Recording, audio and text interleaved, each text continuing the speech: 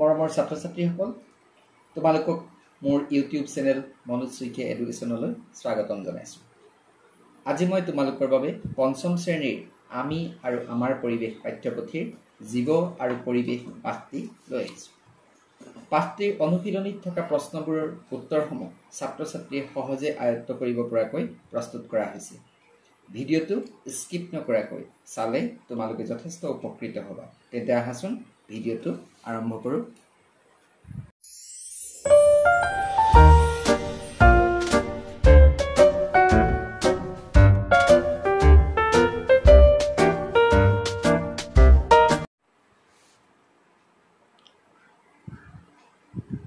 জীৱ আৰু পৰিৱেশ এই পাঠটিৰ অনুশীলনীত থকা প্ৰথম প্ৰশ্নটো হ'ল পৰিৱেশৰ জৈৱিক আৰু অজৈৱিক উপাদানবোৰ কি কি?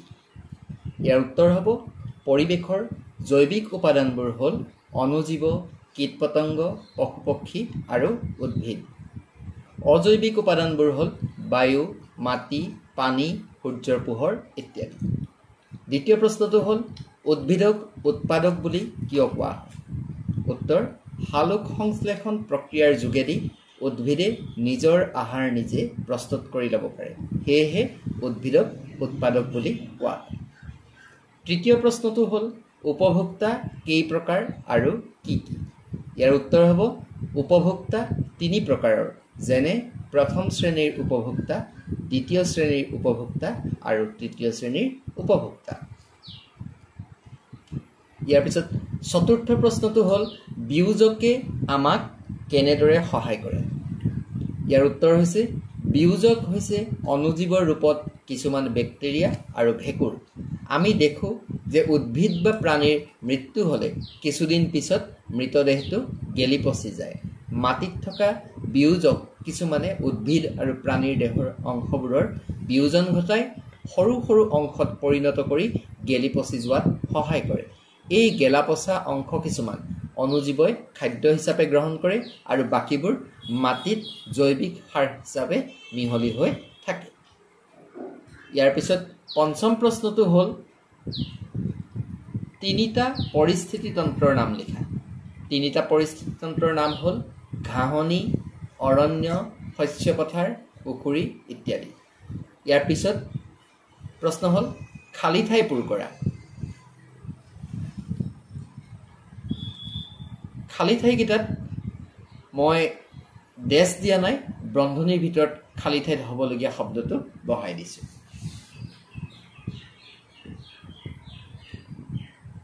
ইয়াৰ প্ৰথমটো হ'ল শামুক হ'ল ডেছ উপভোক্তা, প্ৰাথমিক উপভোক্তা।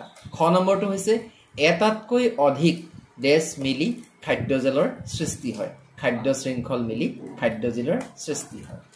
গ নম্বৰটো হ'ল হেন হ'ল তৃতীয় শ্ৰেণীৰ উপভোক্তা।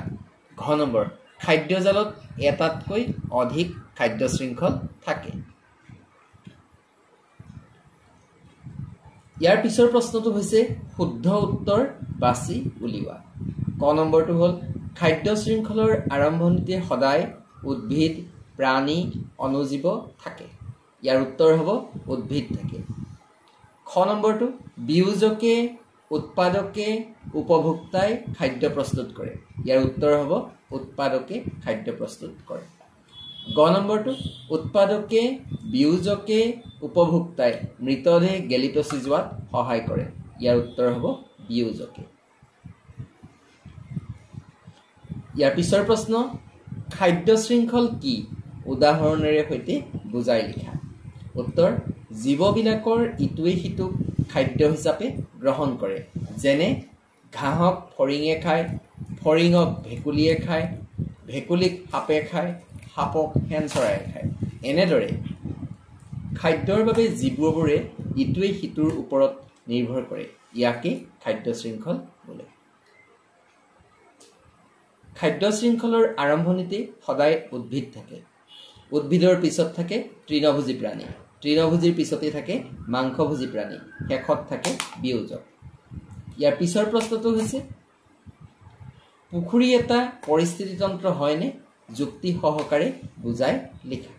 উত্তৰ পৰিৱেশৰ জৈৱিক আৰু অজৈৱিক উপাদানসমূহে পৰস্পৰ নিৰ্ভৰশীল হৈ দ্ৰব্যৰ আদান প্ৰদান কৰাৰ ফলত পৰিস্থিতিতন্ত্ৰৰ গঠন হয়। পুখুৰী এটা পৰিস্থিতিতন্ত্ৰৰ সুন্দৰ উদাহৰণ। পুখুৰীত থকা উদ্ভিদবোৰে অজৈৱিক উপাদানবোৰ যেনে বায়ু, পানী আৰু সৌৰ শক্তি ব্যৱহাৰ কৰি সালোক সংশ্লেষণ প্ৰক্ৰিয়াৰে খাদ্য প্ৰস্তুত কৰে। খাদ্য প্ৰস্তুত প্ৰক্ৰিয়াত উৎপন্ন হোৱা অক্সিজেন বায়ুমণ্ডলত এৰি দিয়ে। এই উদ্ভিদক ফৰিঙে খায়, অক্সিজেন গ্ৰহণ কৰে আৰু কাৰ্বন ডাই অক্সাইড এৰি দিয়ে। ফৰিঙক ভেকুলীয়ে খায়, ভেকুলীক সাপে আৰু সাপক শেন চৰায়ে খায়। শেন চৰাই মৰিলে বিয়োজকে মাটিত মিহলি কৰে, সেয়া জৈৱিক সাৰ হিচাপে উদ্ভিদে পায়। 6 নম্বৰ প্ৰশ্নটো হ'ল সালোক সংশ্লেষণ বুলিলে কি বুজা? উত্তৰ: সেউজীয়া উদ্ভিদৰ পাতত হৰিতকণা অৰ্থাৎ ক্ল'ৰ'ফিল থাকে। উদ্ভিদে মাটিৰ পৰা পানী আৰু বায়ুমণ্ডলৰ পৰা কাৰ্বন ডাই অক্সাইড শোষণ কৰে। হৰিতকণাই আহৰণ কৰা সৌৰ শক্তিৰ সহায়ত কাৰ্বন ডাই অক্সাইড আৰু পানীৰ মাজত বিক্ৰিয়া ঘটি উদ্ভিদৰ পাতত খাদ্য প্ৰস্তুত হয়। উদ্ভিদে খাদ্যত প্ৰস্তুত কৰা এই প্ৰক্ৰিয়াকে সালোক সংশ্লেষণ বোলে। ইয়াৰ পিছৰ প্ৰশ্নটো হ'ল পাৰ্থক্য লিখা। ইয়াত ক নম্বৰত দিছে উৎপাদক আৰু বিয়োজক। উৎপাদক আৰু বিয়োজকৰ মাজত পাৰ্থক্য লিখিব লাগে। 1 নম্বৰ, খাদ্য শৃংখলৰ প্ৰথমতে উৎপাদক থাকে আৰু শেষত বিয়োজক থাকে। 2, উৎপাদকে খাদ্য প্ৰস্তুত কৰে আৰু সেই খাদ্য সকলোৱে ব্যৱহাৰ কৰে, কিন্তু বিয়োজকে উদ্ভিদ বা প্ৰাণীৰ মৃতদেহক গেলি পচি মাটিত মিহলি হোৱাত সহায় কৰে। 3 নম্বৰ, উৎপাদক অৰ্থাৎ উদ্ভিদে মাটিৰ পৰা জৈৱিক সাৰ আহৰণ কৰে, কিন্তু বিয়োজকে প্ৰাণী বা উদ্ভিদৰ মৃতদেহৰ বিয়োজন ঘটাই জৈৱিক সাৰত পৰিণত কৰে। ইয়াৰ পিছৰ পাৰ্থক্য লিখিবলৈ দিছে তৃণভোজী আৰু মাংসভোজী প্ৰাণী। তৃণভোজী প্ৰাণীবোৰ প্ৰথম শ্ৰেণীৰ উপভোক্তা, কিন্তু মাংসভোজী প্ৰাণীবোৰ তৃতীয় শ্ৰেণীৰ উপভোক্তা। 2 নম্বৰ, তৃণভোজী প্ৰাণীবোৰে পোনপটীয়াকৈ উৎপাদকক খাদ্য হিচাপে গ্ৰহণ কৰে, কিন্তু মাংসভোজীবোৰে পৰোক্ষভাৱে উদ্ভিদক খাদ্য হিচাপে গ্ৰহণ কৰে। ইয়াৰ পিছৰ প্ৰশ্ন খাদ্য শৃংখল আৰু খাদ্যজাল। 1 নম্বৰ, খাদ্যৰ বাবে জীৱবিলাকে ইটোৱে সিটোৰ ওপৰত নিৰ্ভৰ কৰি খাদ্য শৃংখল গঠন কৰে, কিন্তু বহুকেইটা খাদ্য শৃংখল লগ লাগি এখন খাদ্যজাল সৃষ্টি হয়। 2 নম্বৰ, পৰিস্থিতিতন্ত্ৰৰ সকলো জীৱই খাদ্য শৃংখলত এক নিৰ্দিষ্ট স্থান গ্ৰহণ কৰে, কিন্তু এটা জীৱই এটাতকৈ অধিক খাদ্য শৃংখলত ভাগ লোৱাৰ ফলত খাদ্যজালৰ সৃষ্টি হয়। ইয়াৰ পিছৰ প্ৰশ্ন দিছে পৰিস্থিতিতন্ত্ৰত প্ৰথম শ্ৰেণীৰ উপভোক্তাবোৰ নোহোৱা হৈ গ'লে কি হ'ব? উত্তৰ: পৰিস্থিতিতন্ত্ৰত প্ৰথম শ্ৰেণীৰ উপভোক্তাবোৰ নোহোৱা হৈ গ'লে গৌণ উপভোক্তা অৰ্থাৎ মাংসভোজী প্ৰাণীবোৰ খাদ্যৰ অভাৱত মৃত্যুমুখত পৰিব। ফলত খাদ্য শৃংখলডাল ছিগি যাব। খাদ্য শৃংখলৰ উৎপাদক আৰু বিয়োজক এই দুটাহে থাকিব, ফলত পৰিৱেশ ধ্বংস হ'ব। 9 নম্বৰ প্ৰশ্নটো হৈছে খাদ্যজালৰ কিয় সৃষ্টি হয়? উত্তৰ: এটা জীৱই এটাতকৈ অধিক খাদ্য শৃংখলত ভাগ লোৱাৰ ফলত খাদ্যজালৰ সৃষ্টি হয়। ইয়াৰ পিছৰ প্ৰশ্নটো হ'ল মাটিত পৰি থকা মৃত জীৱবোৰ কিয় গেলি পচি যায়? উত্তৰ: মাটিত থকা কিছুমান বেক্টেৰিয়া আৰু ভেঁকুৰে মৃতদেহবোৰৰ বিয়োজন ঘটায়, অৰ্থাৎ ক্ষুদ্ৰ ক্ষুদ্ৰ অংশলৈ পৰিণত কৰি গেলি পচি যোৱাত সহায় কৰে। সেই গেলাপচা অংশবোৰক কিছুমান অণুজীৱই আহাৰ হিচাপে গ্ৰহণ কৰে।